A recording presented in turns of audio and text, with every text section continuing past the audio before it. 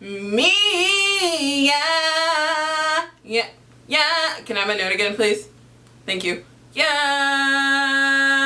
I can't stay.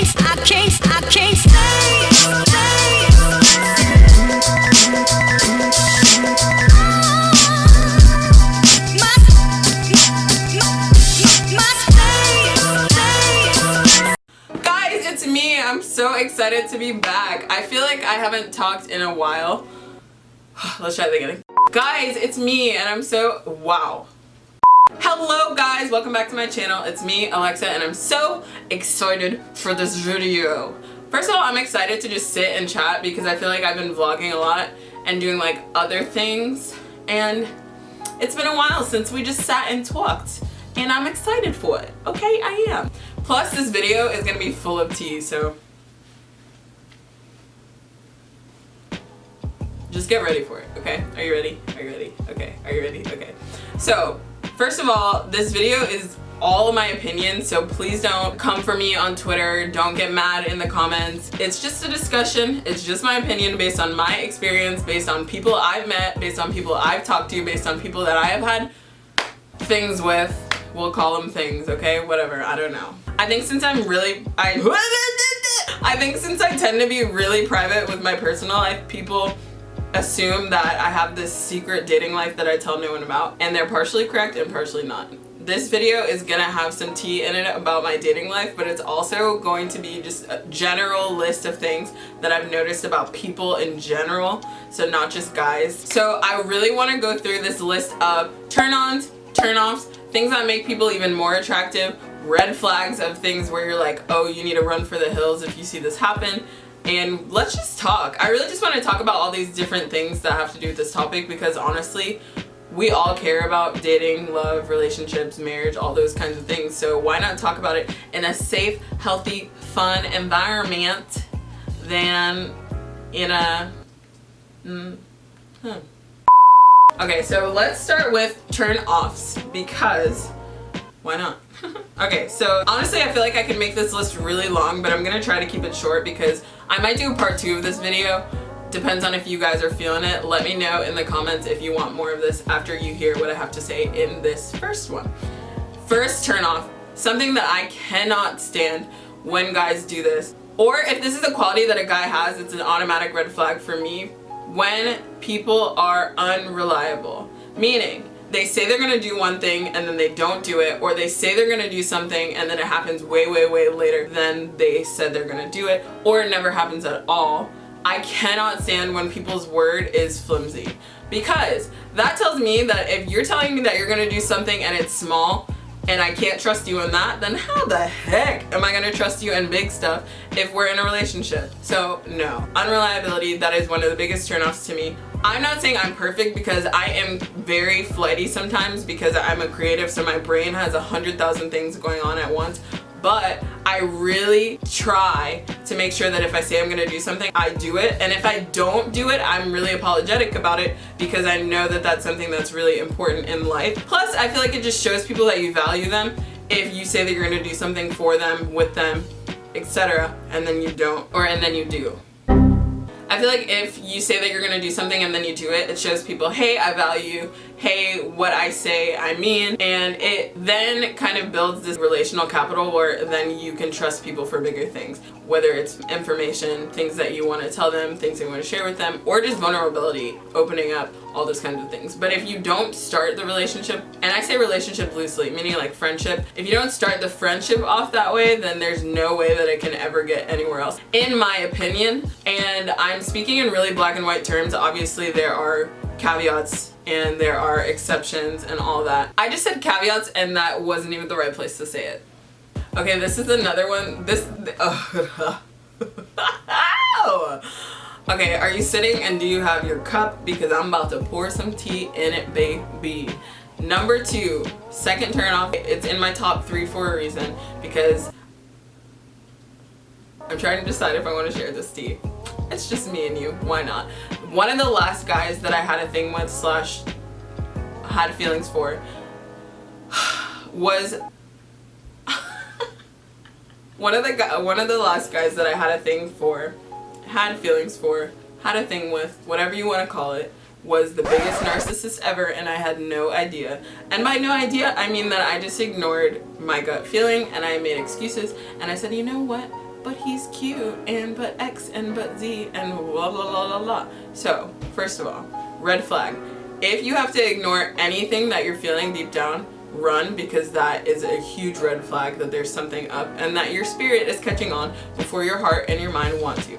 Number 2, narcissism is just a giant turn off, period. I'm not even going to go into it because what else is there to say except the fact that narcissists tend to flock to people who are considered empaths, people who are considered highly sensitive, people who are considered compassionate, blah blah blah blah blah. So if you identify as any of those things as one of your main characteristics about your personality, watch out for people who want to take advantage of the fact that you are people focused and people centered. I made that mistake. I made that steak.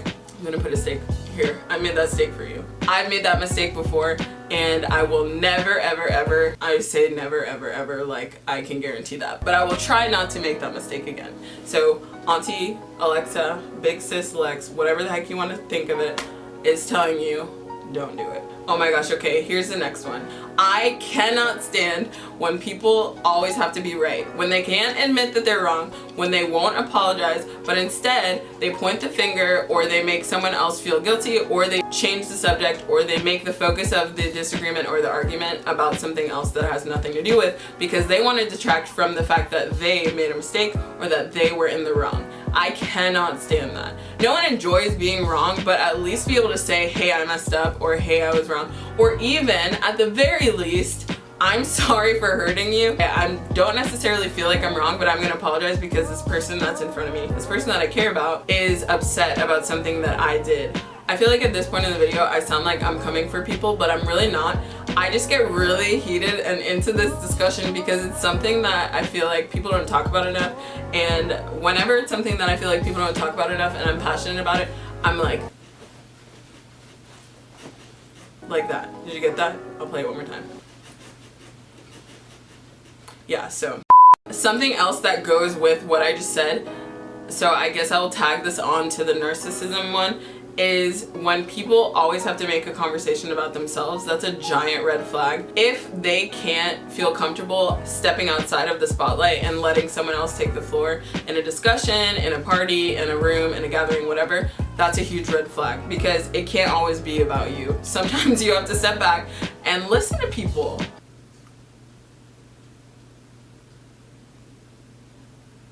Yo. Okay, let's talk about turn-ons now. Turn-ons meaning, in a PG way, you little nasties. Things that make people more attractive than they already are.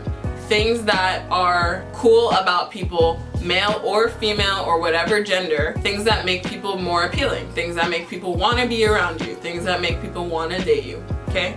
Those are all the things that I mean by saying turn-ons. These are the top ones that I cannot stress enough. Number 1.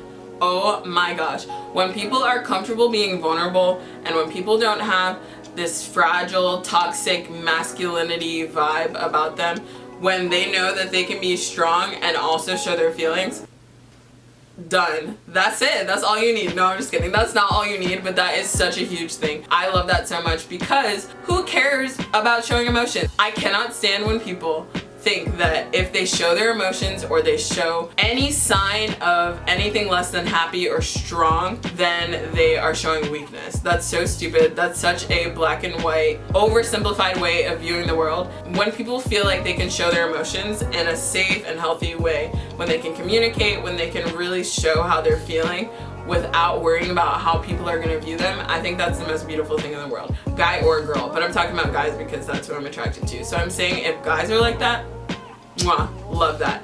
Girls, keep doing the dang thing because you're amazing too, and I love y'all too. But for real, I love that so much, because there's so many guys out there who at the sign of one tear, they're no, please. You can take that somewhere else. Bye. Okay, I love this one. This is another really cool thing that people do, and it makes guys even more attractive to me, when they speak highly of others.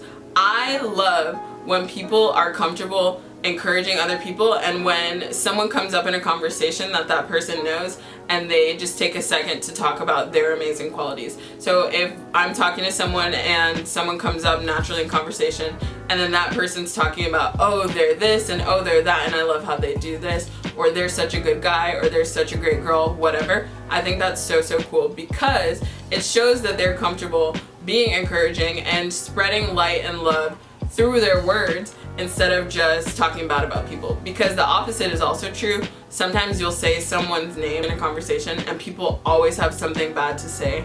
They'll have a story, they'll have gossip, they'll have something that they heard about that person.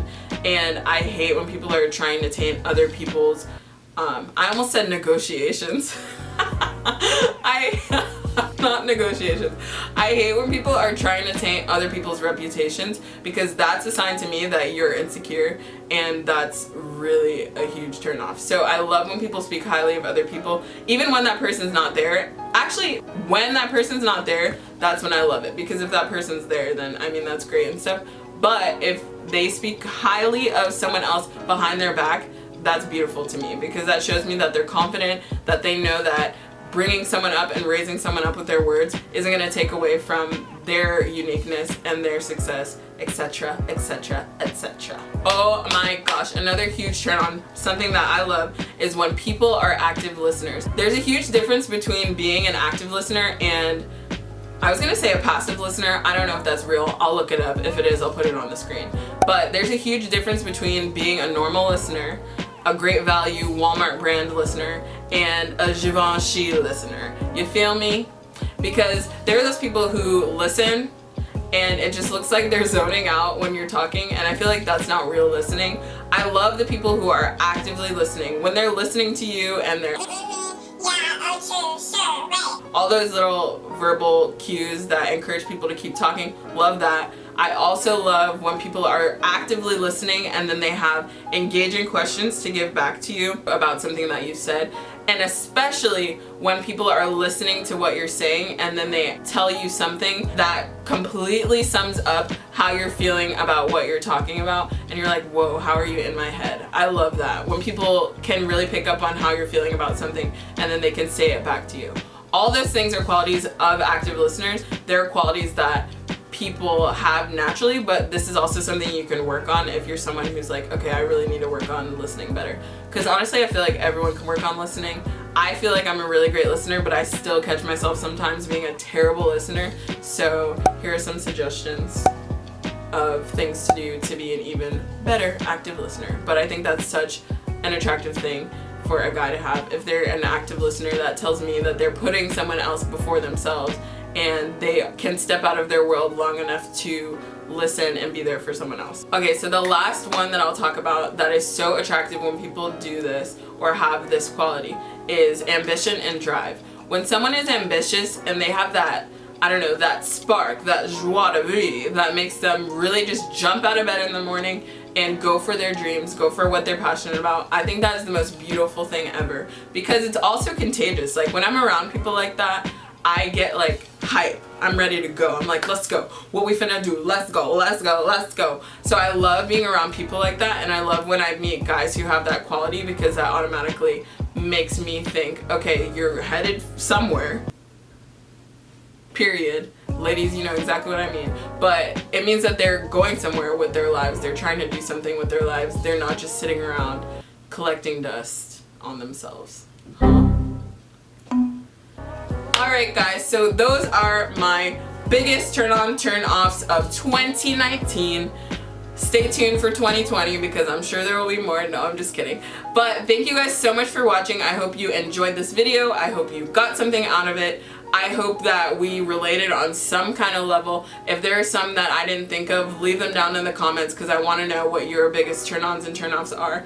If there are some that you agree with me on, give me an amen, give me a hallelujah, give me a preach it girl, give me a speak the truth in the comments down below. And if I'm way off base and you're like, girl, you tripping, I love all those turn-offs you listed and I hate all the turn-ons, tell me in the comments as well because I want to talk about it, okay? As always, I have so much love for you guys for even sitting here and listening to me talk and having these discussions with me. If you want more talking videos, leave me some suggestions for topics down in the comments. Like this video if you liked it.